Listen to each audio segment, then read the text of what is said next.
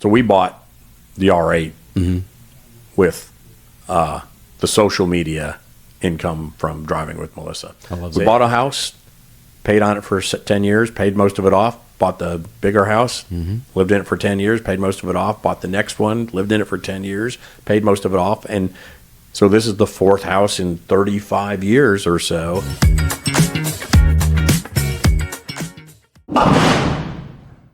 And so, you know, do you do service, or I mean, paint the picture of what American Heating and Cooling? Okay. Yeah, we're primarily a residential new construction company, mostly single family homes. I think we did around 3,000 houses last year. And it's an ever changing, malleable business. You really have to be on top of the federal and codes requirements, not just for your county, but no, we do a 50-mile radius, and so there's 15 municipalities that all do it differently. Sure. Ironically, and just being able to do, you know, we have 27 installation trucks and 20 service trucks, and my main thing is, one, the customers are definitely our priority. If you don't take care of the customers, then you don't have a business. That's right. But the people are right there also. We have so many long-term, we have people that have been there 35 to 40 years. Wow. And it's just, and everybody, my whole management staff and the sales staff have all been brought up mostly through our organization, just like I did. I started in the warehouse and worked 10 different jobs before we bought the company with my business partner. And it just, it's that very homegrown, you know, scenario. But we just, we put the customers and the people first, you know, and it would just really make an effort to stay in front of the technical side of it, which I think a lot of people struggle with. But it's a very good organization. I'm a spreadsheet guy. Yeah. My business partner is the consummate sales guy. Believe it or not, I am not the sales guy.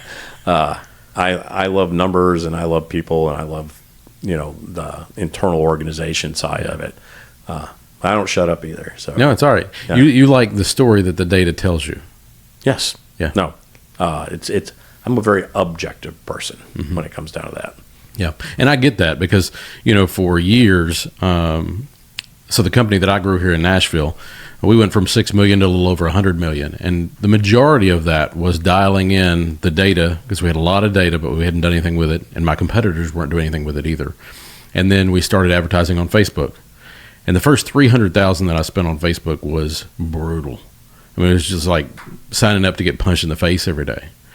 And then once we figured out how to connect the dots, I treated it like a cash machine. I knew that if I put $1 in, I could get $1.90 back. So how much money do I want to make?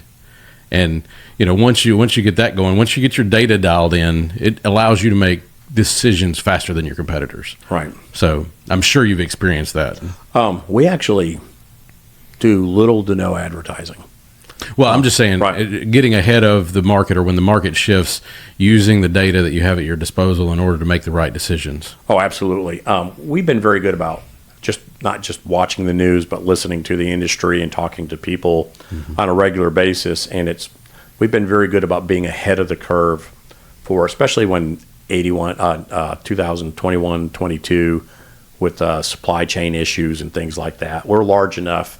We have a large enough facility in the capital that we could, you know, I had POs out 12 months for, you know, material that was gone locally. Sure. You know, like a flex ducting, a regular company might use a truckload in a year. I use it one every 2 days, you know, and so I had a truck coming in every 2 days. Yeah. I had seven truckloads of stuff stacked up in the yard, you know. Yeah. But it's just a matter of you can't miss in new construction. You can't miss a day. You miss a day, you blow the month. And then we have many mouths to feed, and that's very important to me, to make sure those people have a job to come into and stay busy, and it's our responsibility to make sure that happens. Yeah. And so you hear me when you've sat around me, you know, I'm not shy. That's right. I've said not just in our car community, but just people we've met at Perry's in the last month and a half. I get a lot of business because I don't mind talking about. I will find something, if it's cars, it's watches, or whatever. I'll find a common link and I'll go talk to somebody. Kind of like Giannis was saying in your interview with the other day, because he's in there with us. It's all about the community. I want to be the heat and air guy for the car community, and I use all those other guys that are sitting in there are all people that do work with me also, because I think that we're all accountable, because we all want to go to lunch next Friday. And that's right. That's right. I don't want to go in there and have to duck anybody. Yeah, you don't want to. I've always liked the idea that if I ran into somebody that I did business with, even if it was one deal, that I would be excited to see them on the street. Yep. To shake their hand, to see how they're doing, whatever. And I do think that is very, very much the culture of the people that show up on Fridays. Giannis does business with everybody over there. In fact, the first time I met Giannis was the day I was picking my wife's car up at Genesis there in Cool Springs. And just we're sitting next to each other. I didn't know him from Adam. And he told me what he did, and it just crossed my mind. Did he say Russian bodyguard? We had that conversation pretty early on. But I go to pick up the car, and I said to the sales guy, I said, I think I'm going to give Giannis a call and see if he can do it. And he goes, that's where I send everything. He goes, if you call him right now, he can probably have it done before we get the paperwork done. So text Giannis. He was like, yeah, send it right now. Sure enough, which I was planning on having my wife come the next day in order so she could pick it up from the dealership and do all the stuff. And they absolutely they knocked it out. The car was back before I left. So great, we'll come pick it up in the morning. So he's very personable, and he's very if they do an outstanding job, and if there's an issue, he just takes care of it. Yeah. And I could sell PPF on street corners. I literally think it's the world's best product for cars, and they do a great job putting that on. All 8 of our cars are PPF'd. Yeah. I'm just a huge believer in keeping them the way they're supposed to look. But yeah, I just kind of like hanging around him anyways, whether we're doing business or not at the time. He's just he's like a force of nature. He really is. Yeah. And hats off to him. I mean, anybody that's flying anytime soon, you can actually have Giannis's team detail your car through the valet at B&A Airport. Yep. And they are crushing it. To give it a perspective, they're doing 3 times the cars that the previous company was doing out there, and the reviews are shooting through the roof. So, Giannis, way to go. Corsair, you guys do fantastic work. But he's got an infectious personality, great to be around. And there's a lot of people in that industry that say they do PPF, and they do it well enough for you to need to go have it redone. Right. Yep. Whereas Corsair does a great job. The driving with Melissa too, just to put it into perspective, we bought the R8 with the social media income from driving with Melissa. I love that. And that's I like to have that delineation there. We use the social media to support the car habit to a certain extent, and the car habit supports the social media. So I have my business over here, and then we have the social media stuff and the car stuff over here. And so it kind of ties together. Yeah. So that's where the people, so where do the cars come from? Well, that's where a lot of it comes from, the trips or whatever, things like that comes from the social media. But there again, that is part of the tax advantage of having that go together like that. Right. Yeah. It just makes sense. Consult your professional. Exactly. Hit up your local CPA. My favorite one is Valerie Kemp. So Valerie, somebody with some cars may give you a call. I watched that one. Oh yeah, she's fantastic. Yep. But along the way, you guys come to Nashville after the lengthy 2-week engagement, and you start out with jobs that are paying $5 an hour. Somebody out there is thinking, I can never have this type of life. I can never have these cars. They had to have had a leg up. What do you tell somebody that says something like that? You just have to work for it. I mean, we did not get any help from our parents. I mean, my dad gave us the sofa you know. His parents, when he was in Desert Storm, I mean, there were no cell phones or Zoom meetings or, you know, when he was in Iraq and traveling overseas, that was the hardest thing we went through. And a phone call from there to here could be outrageously expensive. Sure. And his mother had an AT&T card for long distance calls back when you had long distance calls and had to pay for it. Yeah. And financially, that was the one time they helped us. Yeah. She gave him the card and said, when you get a minute, call your wife and she will call me because you need to talk to your wife. What a huge blessing that was, I'm sure. She has always been. Just to clarify, blessing. I had to wake up at 1 o'clock in the morning and walk 3 miles across the desert to wait in line for an hour to get to make a 15-minute call. Yeah. And if you didn't make the connection, you walked back. Yeah. And so we kind of timed it. Me and a couple other guys would walk. There was a phone tent, but it was 3 miles away, and we would walk across the desert to the phone tent. And they're just running companies through there 24 hours a day. And if you didn't get a connection, then you walked back, and I'd get home. I'd get back to the tent just in time to hit morning formation. Yeah. So I didn't call that much because I was No, walking but too they much. were expensive phone calls. Yeah. Sure. And that was a blessing that we had that, because every house we've bought over the years, we bought as much as we could afford to buy and still live. And of course you couldn't live on $5 an hour today. Right. It's not 1988 anymore. But I mean, $5 an hour, you've got 2 car payments, you're paying your insurance, and you buy a house that costs $70,000 that you're paying 8% interest on. You know, interest rates today, I don't know what mortgage rates are, 7%, 6%, whatever they are. Yeah. But the 3% and 2% were not the normal, Right. you know, that we've had over the last few years. So there were no coffee shops with $9 cups of coffee. You know what I mean? We went out to eat once a week, maybe, Yeah. to the Mexican restaurant, because that we could afford that. That's right. You know, and we cooked at home, and we entertained ourselves and had neighbors that were our friends, and we ate at each other's houses, and you did cookouts and those kinds of things because that's what you could afford to do. Yeah. We didn't know we You were know? broke, though. Again, I'll say it again. We didn't know we were poor. Nobody didn't know any said it. better. We were having fun. Yeah, we had a great time together.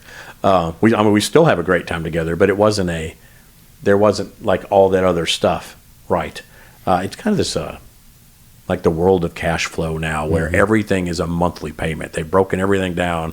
And if you start adding them up, it gets to be ridiculous. But we do get those comments. You would post the video, and it'll be with the car, and the car will be in front of the house. And then there's the, you're a narcissist or whatever, or you're must be nice to live in a castle or something like, no, it's just a regular house here in Nashville. Right. But no, it's, I would like to have something like that. That's what you get. And I said, well, and I have done this. I've pulled some people out of the comment section in YouTube I said, look, I'm agreeing to hire you right now. If you can get yourself to Nashville, then I'm going to drug test you, DMV, and background check. If you pass the 3 of those, I'll put you to work for, I don't remember what it was, at $15 an hour. Right. And if you stick with it for a couple of years as an on-call service technician with a company truck and everything, you could make 100. a six-figure income. But if you don't, then I'm going to fire you. So put your money where your mouth is right now. Yes, because we're always looking for great people. But it's a lot easier to keyboard warrior that. And I think there's a general sentiment now. Maybe it is harder. Maybe it does. I mean, I think especially here, don't buy a house in Nashville. We moved here to start a new life. Sometimes it takes doing a bold move. Yes, I mean what our forefathers did and packed up their stuff and got on a ship and came to the United States. Yeah. This is just another state or something. Or you can go to Chapel Hill. Yeah. Property's cheaper there. Absolutely. But I'm. It's not that I'm not sympathetic though. But it literally is just about. It's people that want people that do. And it's just a matter of just you got to start somewhere. So do it. Post your first video. Grab that first job and just stick to it. Find something you like to do, and then just drill in. Then get educated. Go to school at night. Whatever. Well, they want your result. They don't want what you had to do in order to get the result. Yeah, I mean, our first house was in Mount Juliet. Yeah. I mean, I wanted to live in Franklin or, Nashville so that we didn't drive. I mean, our drive to work from Mount Juliet at the time was at least half an hour each way, and then add rush hour traffic to it. Our second house was in Thompson Station, and that was back in 1998. And we looked at the same house in Franklin, a new construction home. We said, well, we can't afford that. So we went out to Thompson Station. We bought out there because it was a lot less expensive. Yes, you have gas for your car, but you do what you got to do today. That's right. To get in the door, get the real estate, let it appreciate. Yeah, that's really what it was. We bought a house, paid on it for 10 years, paid most of it off, bought the bigger house, lived in it for 10 years, paid most of it off, bought the next one, lived in it for 10 years, paid most of it off. And so this is the fourth house in 35 years or so. So that's all you have to do. So how do I do that? 35 years of buying and selling houses and gutting it out, it could be yours. That's really it is the American story, and it could still be done. So we have I don't know. Our kids did it. She didn't even come home from college. She immediately moved in with a guy, got married, and now they're on their, what are they? She's 30, turning 30. She'll be 30 in June. And they're on their third house. Yeah. Yeah, same thing. Yeah. Yep. It can be done. But they learn from you. Yep. You set the example. You set the tone for what hard work looks like, what sticking with something and growing it. And at the same time, also, the bold move, you also set the stage for if something's not working or there's not opportunity, you go to the opportunity. So, kudos to both of you for, one, setting that tone from the beginning, being courageous enough to do that. But two, also what a great role model you both are as a team that sticks together. Gets barrier. There you go. Yep. Absolutely. Yep. We couldn't do it, without each other. Sure. It makes a huge difference when you have a team of two, working together. Yeah. So, well, I know when I was looking, my wife and I didn't meet till we were in our 30s, and part of it was my parents were a team. Like, they were both strong in different areas, and they complemented each other well. Dad was always more outspoken. My wife, my mom was much more subtle and not outspoken, but they were, at the end of the day, they were a great team. And so I was looking for somebody to be my teammate. I didn't want to be drugged through life. I didn't want to have to drag somebody through life. I wanted somebody that wanted to walk with me. And when my wife and I met, I said, this is a one-time deal. I'm getting married one time. And, that's what we try to show our son is, we're a great team. Castle. I just dig that. I just know he's going to get so many girlfriends with that name. So jealous. Well, the funny part about his name, so my wife is very kind of mainstream and doesn't like to color outside of the box. And so her great-grandfather's name was Castle. And I said, that's great. And she goes, no, that's too subversive. We can't name him Castle. So I came up with the worst names over the next 6 months so that Castle would seem way more sane than the things that I was coming up with. And so, luckily, Castle won out. And when he found out y'all were coming in today, he goes, can I go? No, buddy, you got school. But I'm sure he'll make an appearance at Perry's again this summer. Who's been a mentor for you guys? It's not like somebody's, helped y'all out, gave you a bunch of money or anything, but along the way you had to have great mentors in order to kind of show you that it could be done. Who's been one of those for y'all? I will be the first to tell you that I am not the smartest person in any room. Do I say that a lot? I literally am not. But I think my gift is surrounding myself with smart people. And there's Herman Wallace, the prior owner of the company, American Heating and Cooling, when I bought it, has been the consummate business coach for 30-something years. He's just a genius. And matter of fact, we had dinner with him the other night again, and he's just been excellent on the business side. My dad, I think, is one of the smartest people I've ever met.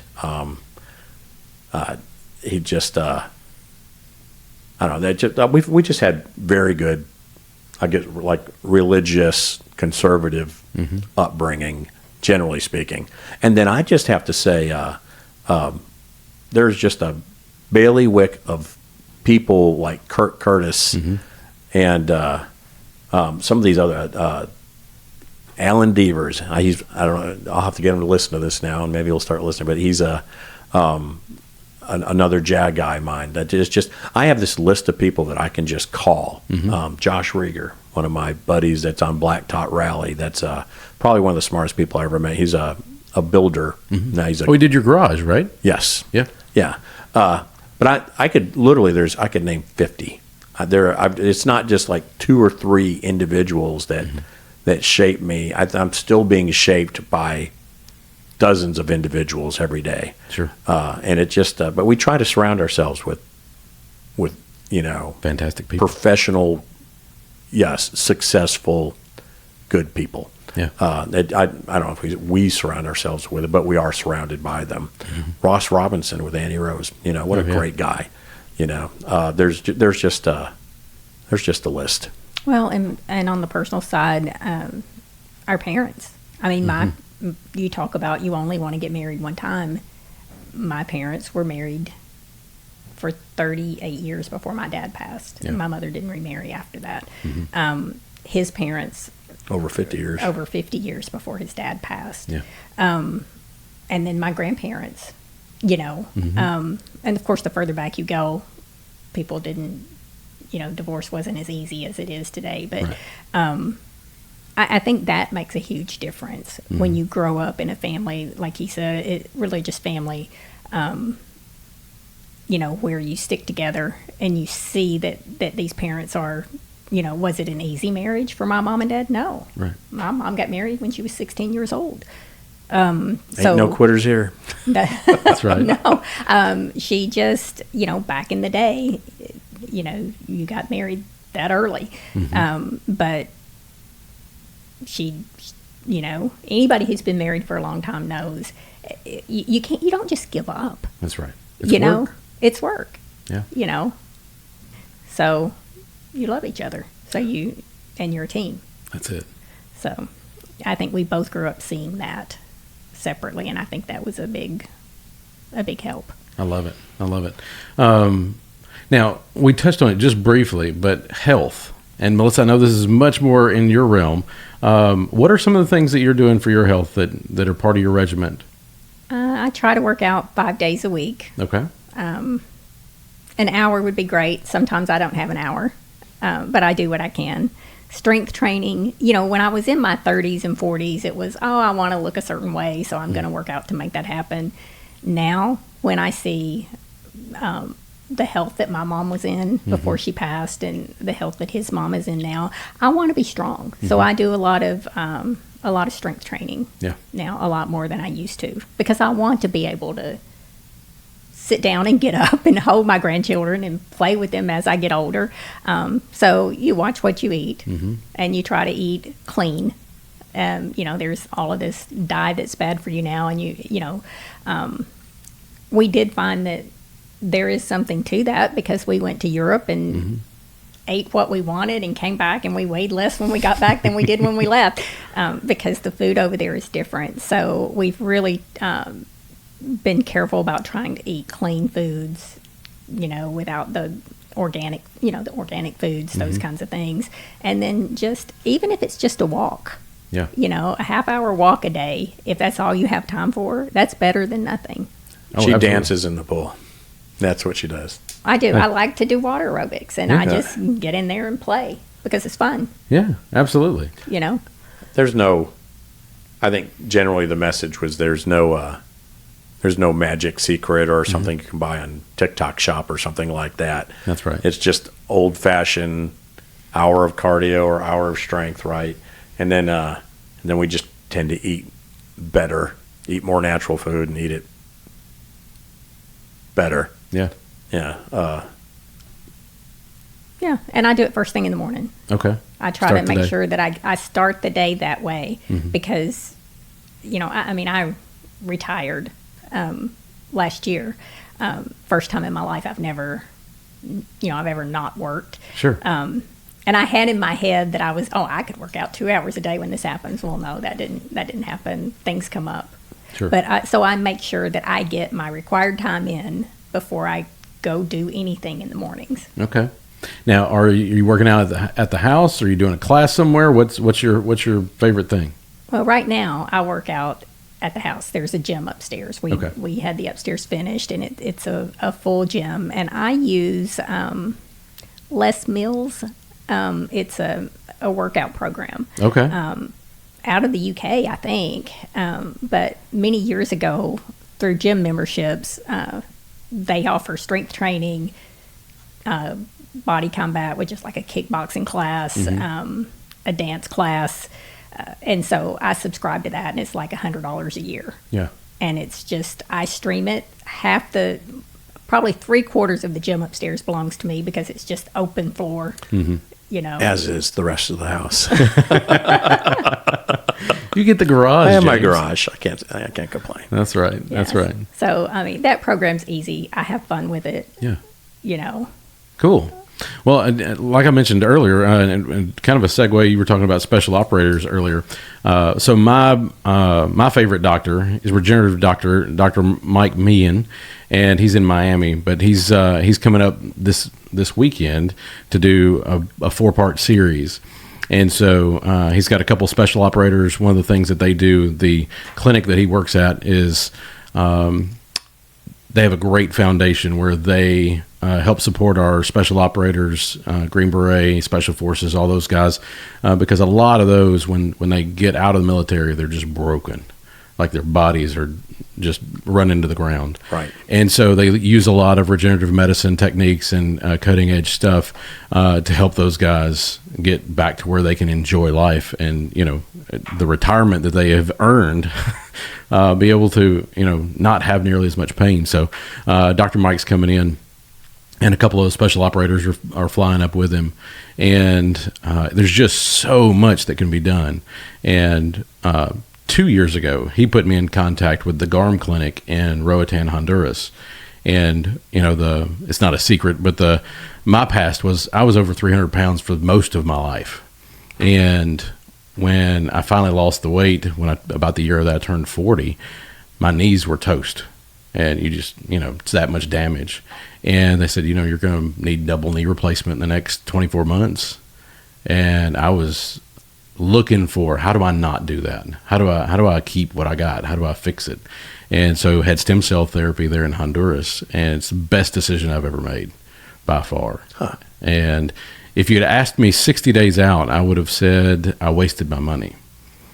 But by day 75, I started having days with no pain.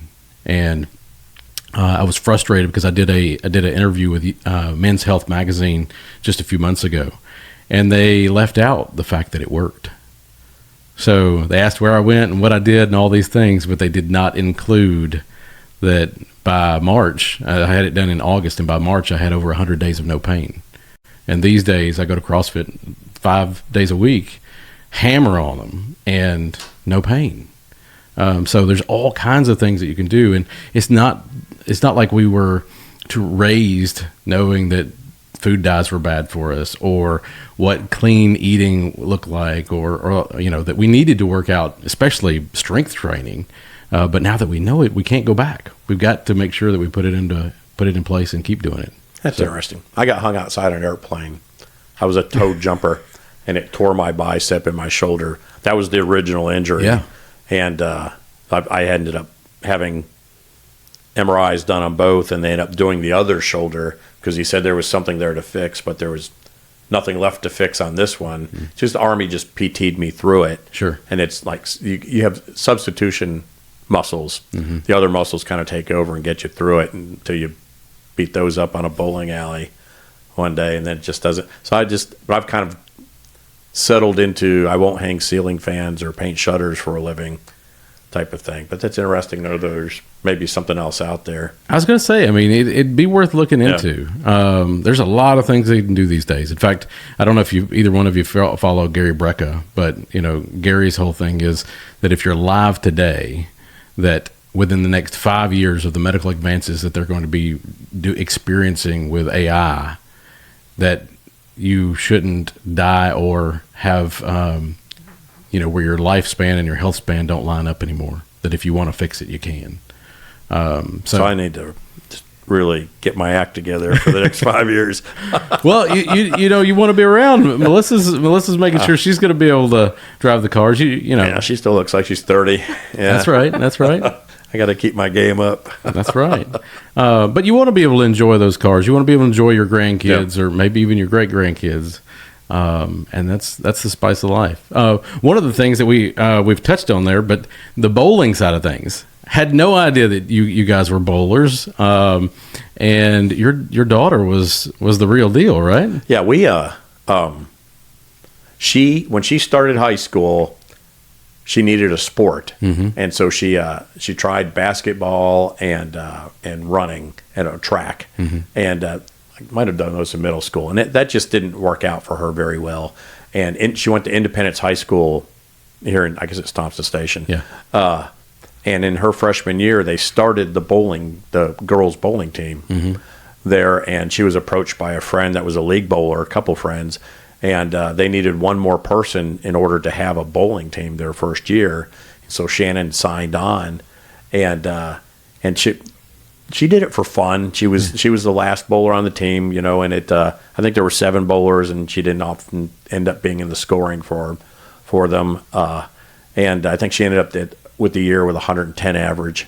And so we started bowling on the weekends down in like Columbia, and we ran into Norm, who I mentioned. Yeah. And Norm, I was just talking to Norm one day, and he was watching her. He said, "I think I could work with her. She has a natural gait to her, or a grace to herself." Yeah. That he said, "I think I can work with that and do something if you'd like to try it."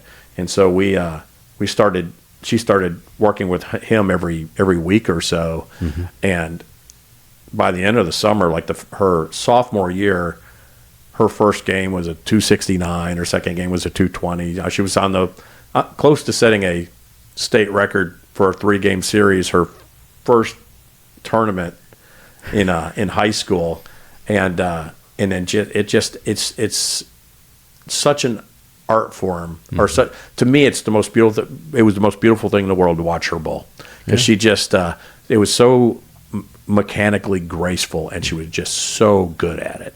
And it was just, and that became our family for 6 years or so, 4 years in high school and 2 years in college, where we were bowling 50 to 60 games a week. Oh, I believe it. Yes, as we were going along there. And we traveled from Chicago to Florida. I mean, she was traveling 13 to 15 places a year out of state, and we would go with them. We'd travel with the team, and we just lived in bowling alleys, and I just loved it. Not the most healthy atmosphere on the planet. I mean, you've seen, if you go to like 100 alley, and this is going to bore all those non-car people out there, but we'll just skip through it. But like in Cleveland or something, or Cincinnati, you'd have a bowling alley with 100 lanes in it, and you've got three kids per lane. So it's all those bowlers plus 5 bowling balls, and then all the dads are on 3-step ladders along the back wall. That was us, and we had cup holders. And I would stand on a ladder for 14 hours a day, because they would bowl all the way till 12 o'clock at night. It was the best. We just loved that whole experience. But she ended up with a couple labral tears in 2 different years, and had 2 different hip surgeries from. Oh, wow. Well, you know what it is with bowling, in my opinion, is you have a lot of weight on one side of your body, and so there's this very asymmetry that's happening all the time. Besides like thumb injuries and tendons, but it also has if you don't keep everything linear and correct, then your body's going to start really wearing just because it's not doing things equally. That's right. And that's because she was 100 pounds, right? 105 pounds, and she's throwing a 15-pound ball. Yeah, percentage-wise, it's a lot. Right.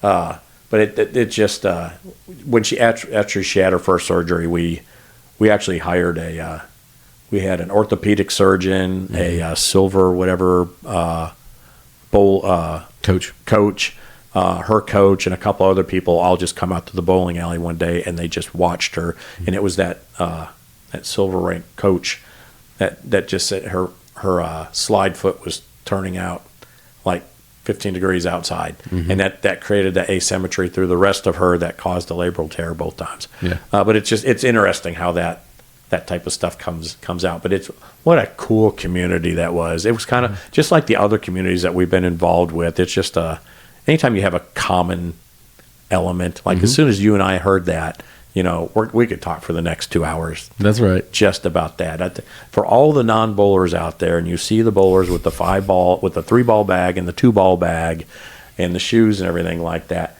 there's a science to bowling. And it has to do with the arrows, has to do with angles, and it has to do with how a lane breaks down over time. I was left-handed. Well, I am left-handed. So I had the benefit. Well, and I joke with people and tell them that I wanted to be a lefty so bad. I turned my game because around. you're lane. What? I'm right-handed, so I end up on the left-hand side. Did you really? Throwing backwards, yeah. Oh, yes, that makes sense. Because the lane breaks down a tenth. Because there's it's only 1 in 10 bowlers are left-handed, so the lane would hold up, so you could be more consistent and better over time. Yeah. I just loved it. Didn't you love it? I ate so many patty melts. Oh yeah. Well, a few months ago we had Larry Smitto on, who was Larry started the Sounds and then worked for the Rangers, and then after he retired from baseball, now he owns 17 bowling centers. So if you're bowling in the Southeast, he's probably. It's good to see that some of them are sticking, because there was a concern for a while that bowling would go away, because it got to be. It's expensive to run a bowling alley. Where was I headed with? It's so expensive to bowl. If you're not league bowling or something like that, then it could be $100 night for you and a date and a kid or something like that. Easily. But no, it's good to see that they're doing it. Yeah. Well, and Mookie Betts just bought the bowling center where I bowl out in Clarksville. So now he owns 2. He owns the one in Franklin, and then the Pinnacle in Clarksville now. Who was that kid that bowled that was on the Disney Channel? What was his name? I don't remember. Oh man, I can't believe it. There's a young man that you knew. Oh, Cameron Doyle. Yeah, Cameron. Yes, that was good. He's like a superstar. He kind of carried it for a little bit. He was a year behind Shannon, right? I think he was younger than her. I'm not sure. By a year. That would make sense. He's probably late 20s right now. So we would go in, and you would have your high school bowling tournament, and then you've got even the big bowlers are in their 210s or 220s, and then Cameron would throw a 750 and be mad because he did it. Oh yeah. Yeah, and it's just crushing it. A whole different world. Oh, it's like a superstar. Absolutely. Yeah, but it's fun to watch stuff like that. It's really fun to watch because you see somebody come in and just dominate like that. Just to be there for it is fun. So. So kind of keeping on the bowling side of things, if you were going to do we ask this every episode, is if you were going to do a charity event, so let's just say it was cars and bowling, what are a couple of cars that you would absolutely want at this event, and who are a couple people that you would want on your bowling team if the whole point was to raise just an insane amount of money for a great cause like Annie Rose or something? Cars and bowling. I've got nothing. I mean, I could throw cars out there all day. It's so disassociated. I had car buddies that I bowled with, and that was our common element. No, I just can't tie the car and the bowling together. I understand what you're asking, but I mean, what would you? Throw me a car. American Muscle? Well, those are easy just Yeah. because you think of bowling as really more of a pastime. American sport, yeah. And so, in fact, the photo shoot that I did for that magazine, Dad brought out his the 57 Nomad, the 48 Ford, the 57 Bel Air, and the 55 Bel Air. And they were all lined up right there in front of East Bowl, which is East Side Bowl is a retro looking bowling center, and just had a field day. It was a ton of fun. I did love the whole for a while on the Sunday bowling where they would have the celebrities, and Kevin Hart was one of the people in there. Oh, yeah. I think that was a huge boost for bowling. It still is. It still is. People like Mookie Betts. He got some new hardware last year with winning the World Series, and then he's bowling a couple events this year on tour. So, I think bowling's very it's close to golf because you pick a club for the right conditions, and you pick a bowling ball for the right condition, and then you use the same technique in the same throw and adjust your equipment, your result by the equipment or by where you're lining up on the lane. Yeah, I find that because that's the science part of it. When if you want to move the ball 3 inches more over on the frame, then you move you adjust your feet forward or backwards, or adjust an arrow over or something like that on the front end. Well, and for car guys, I have two different scenarios that I try to kind of bridge that gap. So in one scenario, I tell them it's like different types of tires. You got rain tires, and in different temperatures or conditions, you got different tires for that. That's what your bowling balls are doing. Or if somebody's not into the tire side of things, you can say, okay, it's like racing, and the oil pattern is like a different type of race. And so we've got rally, or we might have a Formula One, or we might have NASCAR. It's going to be a different setup, a different car for different types of races. Yeah, we've got the Tail of the Dragon next weekend. It's if you ever heard of there's a YouTuber out of Austin, Texas. It's a really good friend of ours. It's Dan Hulbert. Okay, it's a normal guy supercar, and his whole premise is anyone can own a Ferrari if they do their own work. And that's how that started. He had an F430, and he would do his own work on it.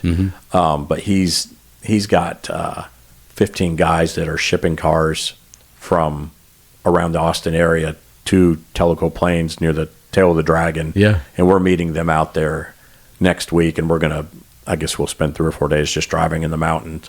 But it's the same scenario there. It's trying to make the decision about what car, I'd like to bring the XESV Project 8 because it's with the type of cars they're shipping. It's a lot of the bigger Jags, bigger Ferraris and things. Sure. And the Project 8's just weird enough that that could fit in with that group. Yeah. But it's all-wheel drive, but it's on Cup 2s. And so now it's you have to kind of watch the weather because you don't want to be stuck 2 days out on those roads with Cup 2s because. They're just not a wet weather tire. Sure. Just put new tires on it, actually. But I don't know. That's a peculiar question. Yeah. You win. I can usually make some stuff up. I can shoot from the hip. All good. And guys, there's really not much I know more about than those two objects. Right. But they're so disassociated. You do one inside and you do one outside. That's right. Yeah. That's right. What's an event or what's something you guys got going on this summer, maybe a little further out than the Tail of the Dragon that you guys are really looking forward to? God, we got so much stuff. I believe we're joining 111. So we're going to become members of that. So we're going to do some more of that. I just like the idea that there's going to be a community around cars, just like golf. But we're looking at possibly going to Ireland this fall.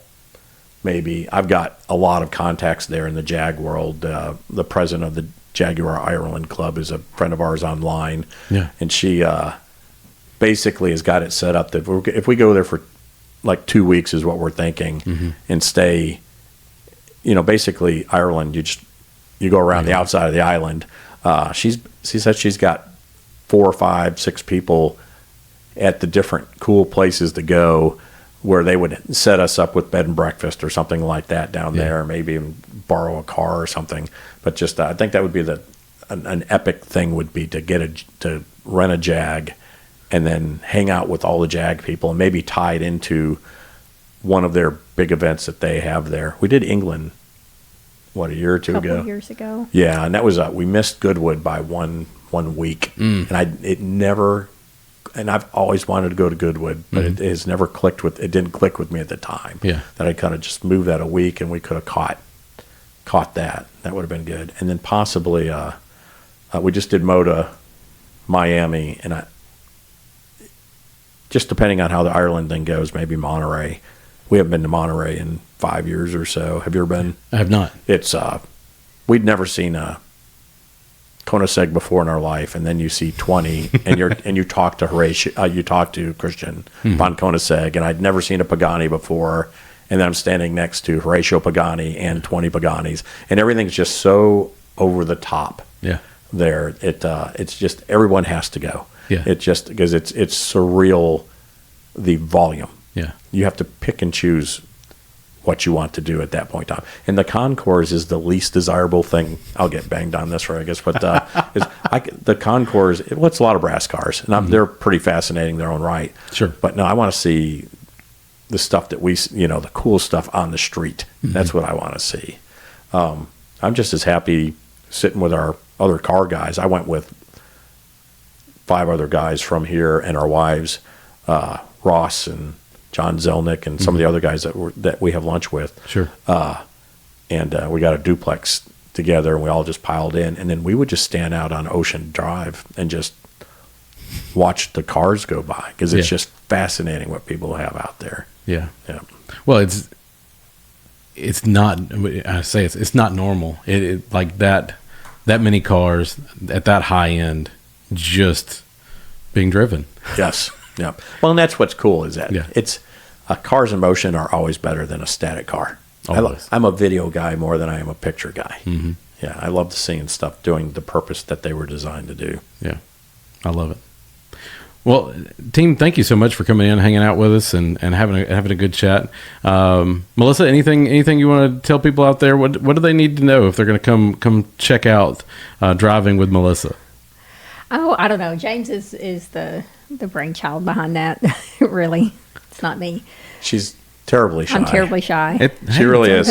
When I told her, I said, "Hey, we're going to do a podcast," and she's like, "Okay, we'll do that." And then it was last night. She's like, "I don't know if I'm not really thrilled about that right now." But you're awesome, though. It's just because really, you just want. The idea is to be yourself. Absolutely. Yes. It's just a conversation. Yeah. Right. Well, I hated Zoom meetings when I was working. I didn't mind being in the office and having meetings in person and conducting training sessions in person and speaking in front of people as long as I knew what I was talking about. But there's something about like the Zoom and the camera that I'm shy. It's all good. We like what we like. We have spun it off to so there's Driving with Melissa. That's what we're talking about. We have Full Octane Garage. We also have Dining with Melissa, which we're working on. That's kind of an opportunist thing where it's real food for real people. Where it's basically restaurant reviews for people that know nothing about food, being us, and just what we like about it. Yeah. Bourbon Beer and Bring a Trailer, which you've heard. I saw that one. Yeah. That's really just a Nashville social thing where we'll get 50 people at my house parked in the yard, and we'll do a little bit of bourbon tasting. We'll watch Bring a Trailer live, and it's more like men's bunco, but the wives come out too. That's right. And we've used like the whole backside of a restaurant before or something like that. There's nothing like watching an individual whose car is being sold on Bring a Trailer, or they're buying one on Bring a Trailer, surrounded by 20 or 30 of their car friends, either supporting that poor decision, right. Which I bought a very expensive Jag with 20 people down at Global. I bought tequila and pizzas and said, well, "Do your worst," Right. Yeah. So there's that. We have a few more. It just I don't know. Just social. It's fun. Yep. It is. Yeah. Social media has been great for bringing. There's an inherent evil with social media, but it all has to do with the inputs. That's right. And that's just, with our content. We want everything to be positive. And so and it's just been such a great community thing for us to have driving with Melissa and meet people like you, Yeah. and all the rest of the people that we deal with here in Nashville. And we've got friends all over the United States. And one of my best friends is David Moore, the guy that designed and built the XKRS GT that we've got in our garage. We talk to him and his family all the time. He's supposed to come here to Nashville, stay with us, drive the cars that he designed and built. We're going to go down to Jack Daniel's distillery. Yeah, and none of that would have ever happened if we hadn't done this. Yeah. You know, so it's been great. I mean, we're not done. That's right. Well, even the Friday lunches at Perry's, you know, it's just a great group. Everybody's there to have a good conversation, enjoy some good food. And that started out with 4 guys sitting on the corner 3 years ago. Yeah. And then I met Giannis down there one day, and it was just slow.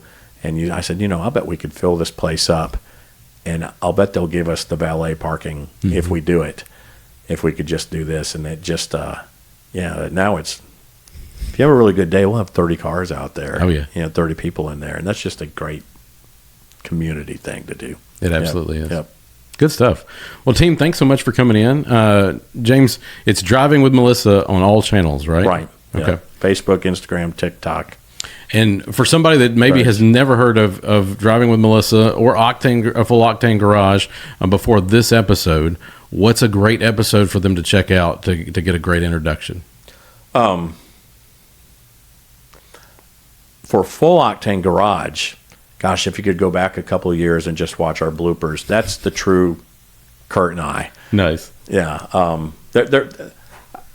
I don't know. We produce Driving with Melissa is so much Facebook and Instagram, and not so much on the YouTube. So there's nothing specific there.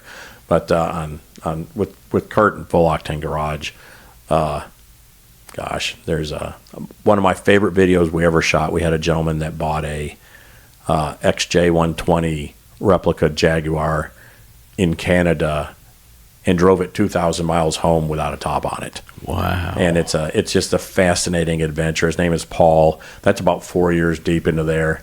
I think it's like 2,000 miles in a Jag with no top is what it's called.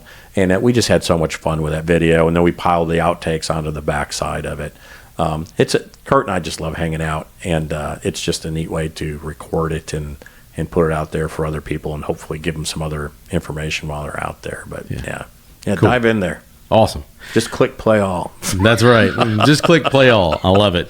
Well, team, you heard it here on the Charge Forward podcast. Again, special thanks to James and Melissa Smith for coming out and spending some time with us. Check out those YouTube channels. That's Full Octane Garage and Driving with Melissa. They've got some great content. It's just fun to watch. And like James said, it's just positive content.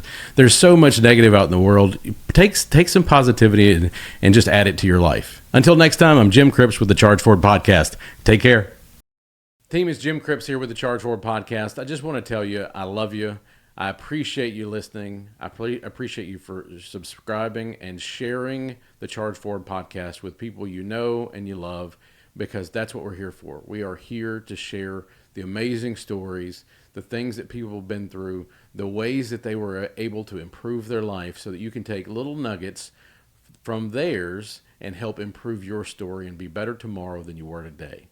I hope that this is the tool you needed at the right time, and that you find value in the amazing guests that we bring each and every week. Thanks so much, and don't forget, new episodes drop every Thursday.